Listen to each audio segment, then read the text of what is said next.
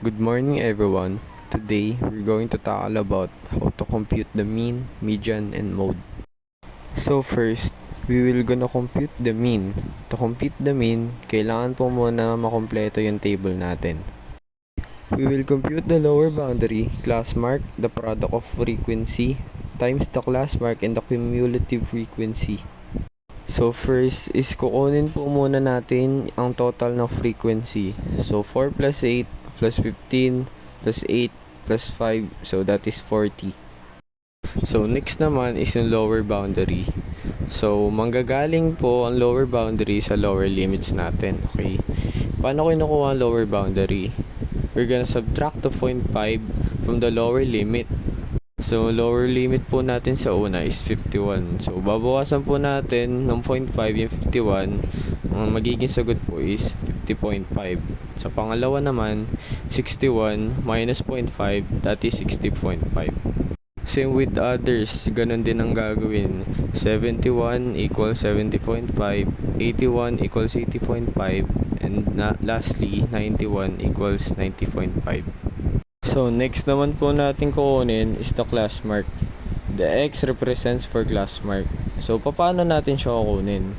We're going to add the upper limit and the lower limit and then divide it by 2.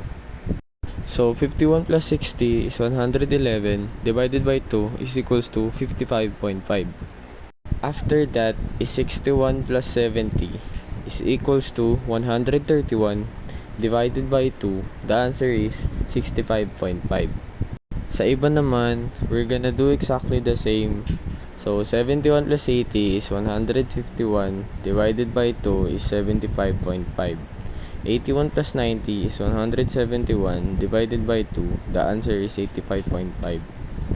Lastly, 91 plus 100 is 191 divided by 2. The answer is 95.5. So after we computed the class mark, kukunin naman natin ang product of the frequency and then the class mark. So 4 times 55.5 is equal to 222.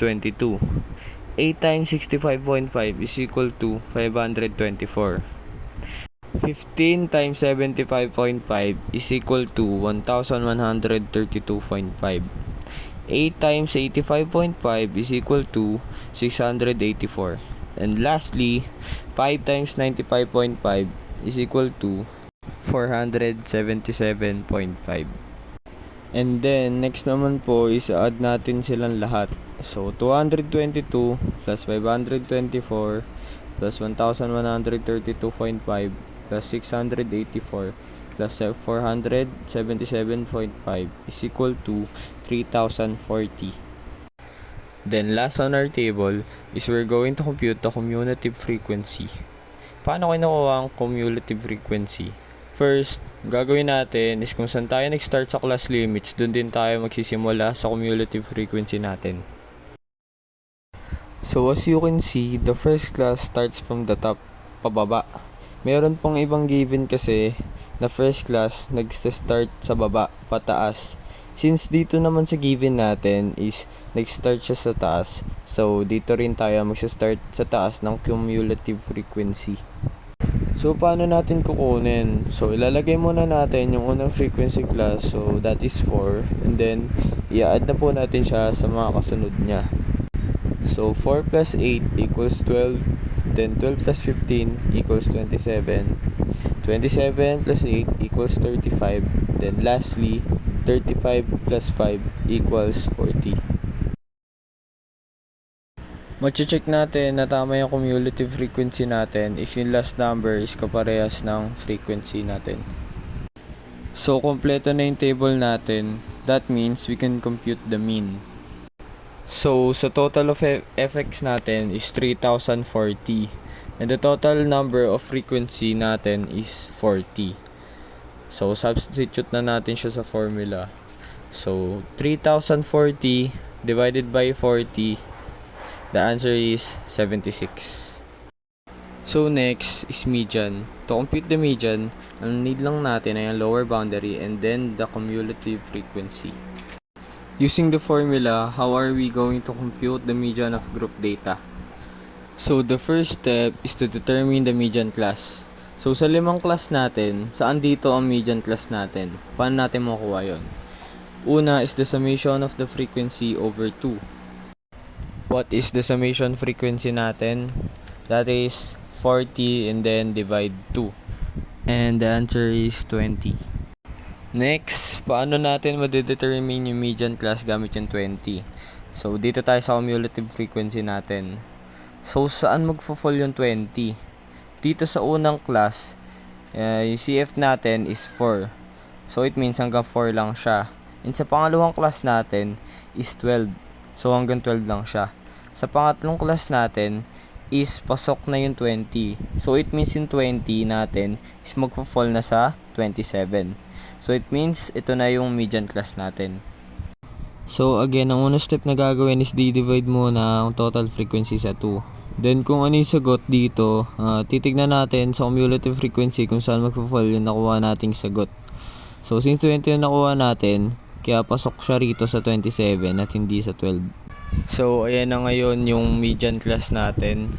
After natin ma-determine yung median class natin, makukuha na natin yung ibang need para sa formula.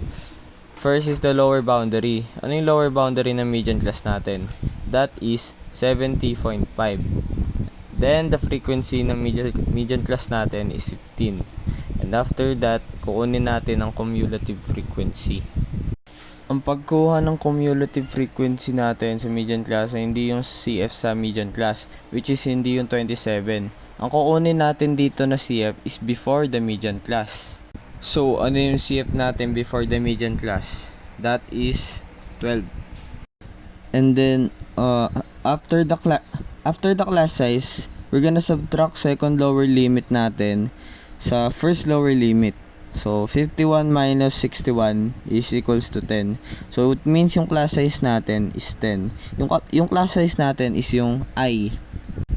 Now, complete na ang mga kailangan natin para sa formula for median natin. So, ang gagawin na lang natin is 70.5 plus 20 minus 12 over 15.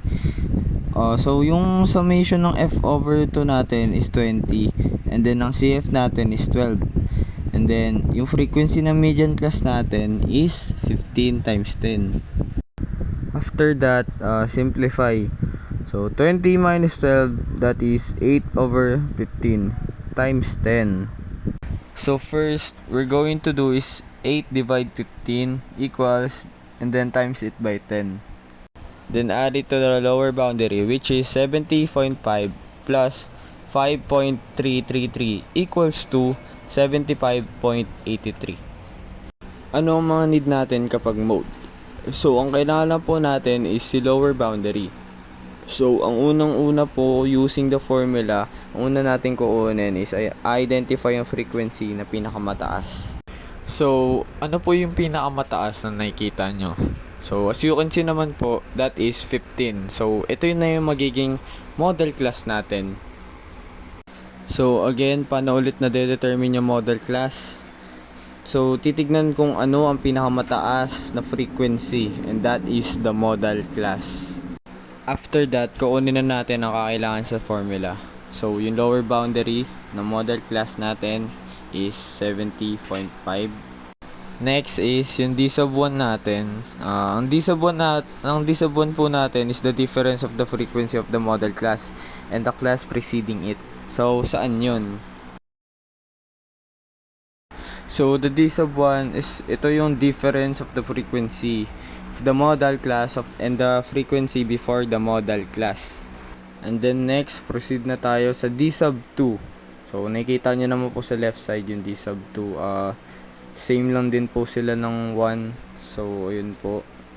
The d sub 2 is the difference of the frequency of the model class and the class succeeding it. So, saan yun? Siya naman yung after ng model class. So, ganun din. We're going to get the difference also. So, 15 minus 8, that is 7. So, again, ang pinagkaiba po ng d sub 1 sa d sub 2 is kukunin na frequency before the model class. And the d sub 2 is after the model class. Next is to compute the mode, we're using now the formula. So, nakuha na po natin yung I, which is doon sa 51 minus 61 is equals 10. Using the formula, we will going to substitute all the values na nakuha po natin. So, 70.5 plus the d sub 1, which is 7 over 7 plus 7. Because the d sub 1 is 7 and the d sub 2 is 7. And then, times 10. After that, 7 plus 7, so that is 14. So, 7 over 14 times 10, that is 5. So, the last step is add the last answer to your lower boundary. So, 70.5 plus 5 is equal to 75.5. So, that's how we compute the mean, median, mode. Thank you.